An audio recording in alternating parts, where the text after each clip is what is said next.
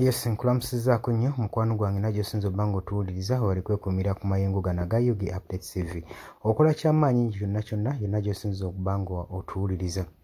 Ssaabayeekera Bisimwa ow'akabinja ka M23 mu Democratic Republic of Congo eri okuva mu buvanjuba avuddeyo n'agamba nti nno ffe be mulaba wano tetulwanira buyinza, tetulwana nti oba twagala ku taking over government. Nedda, ekyo mutufune bulungi. Era n'avaayo n'agamba President Felix Tshisekedi nti okwanguwa okutuula okwogera ku peaceful talks kiyamba ggwe eddembe gye lijja okwanguwa okudda mu Democratic Republic of Congo, naye gy'okoma okulwawo era conflicts we zigenda mu maaso n'okuba nga zigaziwa. Ssaabayeekera Bisimwa avuddeyo ku mukutu gwa X n'awandiikira President Felix Tshisekedi saako ne gavumenti ya Democratic Republic of Congo. Oli ku Yugi Updates TV, mukwano gwange kosinza obanga otuwuliriza, webale kwekuumira ku mayengo gano. Gw'atanaba kubanga otweyungako kkirira wansi waliwo ekigambo subscribe kikooneko obeere ng'otweyungako, koona ne mukadde osobole okubanga otufollowinga ng'ofuna notification message buli information weenaabezeeko. Abali mu diaspora mbalamusizzaako nnyo, mwebale kuwagira nkyukakyuka baganda bange abali eyo. Abali mu Kenya mbalamusizzaako nnyo, mu comment section mbalabamu nnyo, mwebale kujja mu comment section kuteeseza wamu naffe ne mutangaaza eggwanga ku ki ekiba kigenda mu maaso. Ssaabayeekera Bisimwa ow'akabinja ka M23 akamaze decades emyaka n'emyaka nga katigomya eggwanga lino erya Democratic Republic of Congo avuddeyo n'agamba bino bye mulaba bye tulwanirira ddembe lyaffe eryatutwalwako. Agambye nti nno East Democratic Republic of Congo bukyanga Tshisekedi ajja ku bukulembeze tefunanga mulembe wadde n'akamu, era abantu be badde tebeeyagala. Ekyo omuntu asobola kiwiti n'ensinga. Abantu badde tebeeyagala, so ffe okugenda mu lutalo si ffe abeesalirawo okugenda mu lutalo. Olutalo lwe lwatunoonya, si ffe twanoonya olutalo, si ffe twatandikawo olutalo. Bannange mutufune bulungi, ffe olutalo lwe lwatunoonya olw'ensonga nti gavumenti ya Tshisekedi yali esusse okubanga ecunya n'obutabala ba East Democratic Republic of Congo abatuuze nga bannansi.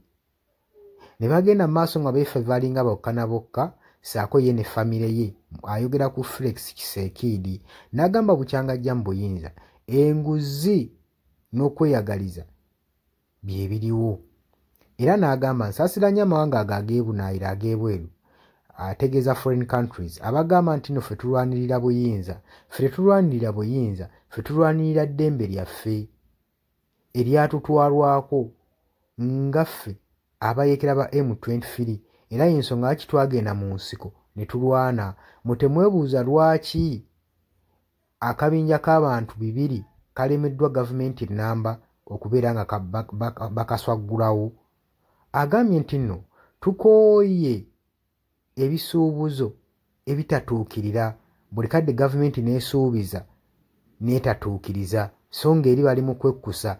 Y'ensonga lwaki twasitukiramu ne tuteekamu omukono tusobole okuggusa ekyaffe ekigenda okuyamba ffe saako n'abantu baffe. Wabula ffe tetunoonya bukulembeze, tetunoonya bifo mu gavumenti ya Democratic Republic of Congo, era twagala kuwamba buyinza, era Kinshasa esaanidde okukitegeera.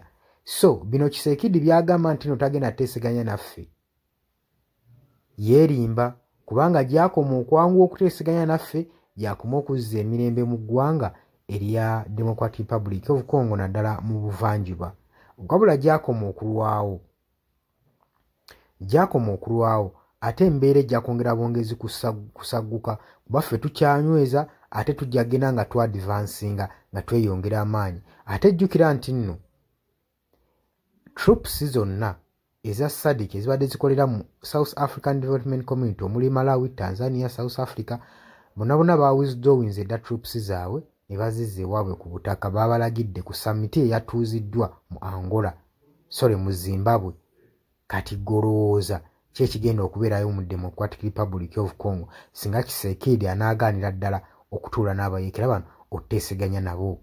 Bulamu bw'abantu bwe bugenda okugenda nga bulugenda, kitegeeza bajja kuba tebabalekedde chance, bajja bagenda ba advancinga paka mu territories okusobola okulanga beddiza eddembe lyabwe. Oli ku Yugi Update TV kosinzira okuba ng'otuwuliriza era kw'obadde otusinzira okuba ng'otuwuliriza gwe mukwano gwange ali eyampuliriza era nga mbaagala nnyo nga mbaagaliza ne weekend abula nnyengera maaso n'okukubiriza gwe ate nakuba ng'osubscribinga genda mu maaso wali wansi wali ekigambo subscribe kikonemu obeere nga otweyungako ddala bulungi nnyo n'obubaka obwo mubalekeddeko. Yes, oli ku Yugi Update TV kosinzira okuba ng'otuwuliriza gwe mukwano gwange yenna ali eyo. Gwe nagambye agala otweyungako, agala okweyunga ku channel eno, kirira wansi waliwo ekigambo subscribe kikoneko, okoonene mukadde, temwerabirako na mukadde kubanga akadde ako mukwano gwange kuyambako nnyo kuleetera notification message. Bwe waba nga waliwo information yonna gye tutaddeko. Ate buli wo subscribing obeera otufollowinze, kitegeeza buli kimu kye tunaateekako ojja kuba ng'okifuna gwe mukwano gwange. Leka okeepingwe ng'oli updated ku buli kimu ekigenda mu maaso mu ggwanga gwali yampuliriza. Abali mu Qatar, Oman, Dubai, Saudi Arabia, abali Dubai, abali mu US, abali mu UK, abali Canada, abali mu South Africa, namwe abali mu Ndwane Kenya, nalekaani menyani, namwe abali mu Asia, matumiddeko nnyo mwe bali kwekumira ku Yugi Update TV mwe mbeezezzaawo amayengo gano aga Yugi Update TV.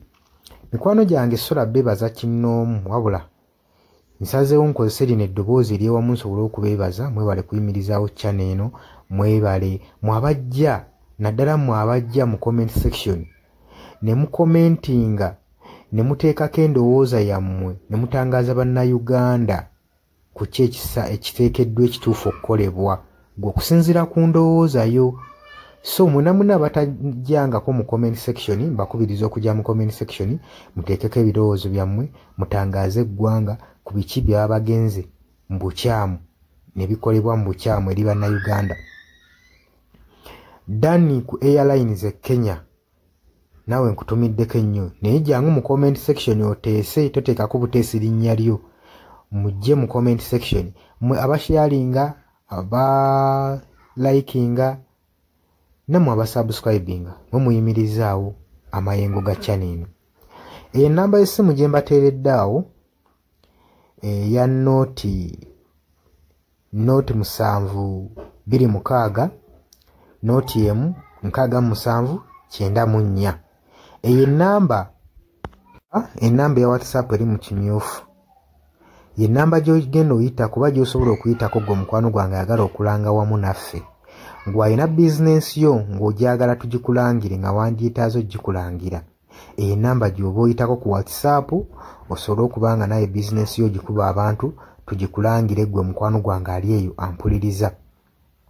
Ne ngenda mu maaso n'okulabula abantu ku biki ebigenda mu maaso mu ggwanga naddala ng'akalulu kano aka 2026 katuukuse kengedde. Kati buli muntu alina kubeera vigilant, olina kubeera bulindaala oleme kutunda mwoyo gwo mukwano gwange. Waliwo abatunda emyoyo gyabwe olw'M1,1500 sukaali.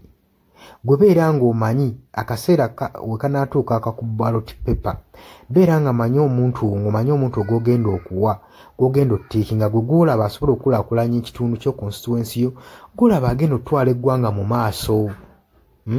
Bannange tusibwa nnyo akatambaala mu mutwe mu biseera nga bino. Newankubadde obwavu babubalumizza mutya, totunda mwoyo gwo ku lw'akantu katono, wabula saasira ku ggwanga lyo, osaasire ne ku zadde lyo, osaasire ne ku future weenaabeera. Lowooza ku by'emu maaso. Weewaawo abamu muyinza okulowooza ng'ebyo tabakwatako nga tebikwatako, naye ensobi yonna yonna ekolebwa either relative, sengaawo, maamawo, kojjaawo, biyinza otutuuka ng'ekyo ekizibu gwe kyetooloddeko ate olaba ebikwatirako biyinza otutuuka essa ne byetooloola ne bifundikira nga bikutteko gwe mukwano gwange ali eyo. So kyenva nkubiriza baganda bange mwenna abali ku Yugi Update TV ogenda maaso n'okusharinga information eno. Baganda baffe beebeereremu ate era baleme kutunda mwoyo gwa ggwanga, babeere nga batambulira ku mazima, nga bayimirira ku mazima, nga bayimirirawo ku lw'eggwanga lyaffe erijja mu maaso, ku lwa future y'abantu baffe n'eggwanga lyaffe mu maaso, kubanga buli muntu ekigenda mu maaso kati akiraba. Bw'atalaba kigenda mu maaso nkakasa obeera muzibe.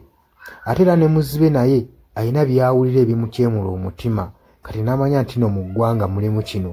So nkubiriza buli omu obeere lalabayi wa munno, osobole okuba nga oli kalabalaba w'oyo ku biki ebigenda mu maaso. Obakubirize n'omubakubiriza, waliwo abali mu byalo nga tebamanyi kigenda mu maaso.